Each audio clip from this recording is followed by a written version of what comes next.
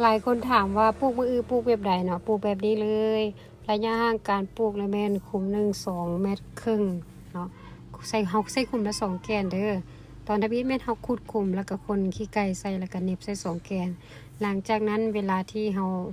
รดน้ำปกติมันใหญ่ขึ้นมาตอนที่มันยังบ่เป็นมือหยาวๆออกไปนะเฮาจะตุ้มเนาะตุ้มแล้วใส่ขี้ไก่อีกรอบนึงนะใส่แบบนี้เลยอันนี้ไม่เท่าตุ้มแล้วเนาะไม่เท่าตุ้มแล้ว ตูมซีฟู้ดเรียบร้อยแล้ว จากนั้นก็ได้เก็บมากนะประมาณ2 เดือนปลายได้เก็บมากการรดน้ำกับปกติแต่ว่าช่วงฝนนี่เขาบ่ได้รดหลายกันได้เนาะถ้าเป็นยามแล้งเรารดมือละเทื่อถ้าบางคนลองทดสอบเบิ่งว่าเด็ดยอดกับบ่เด็ดยอดมันได้ผลสำคัญบ่เนาะลองถ้าท่านใดอยากได้แกนแนวพันธุ์มักอืออ่อนที่มีรสชาติแซ่บมันเหนียวปลูกง่ายดูแลง่ายแล้วก็เป็นไวเนาะ2 เดือนปลายเป็นแล้วก็บ่จำเป็นที่ต้องเฮ็ดครั้งเลยเนาะสามารถปลูกกินในครัวเรือนหรือว่าปลูกขายเป็นสินค้าได้เนาะถ้าว่าสนใจทักเพจได้เลยหรือว่าติดต่อมาที่เบอร์ทางเพจเฮาเนาะ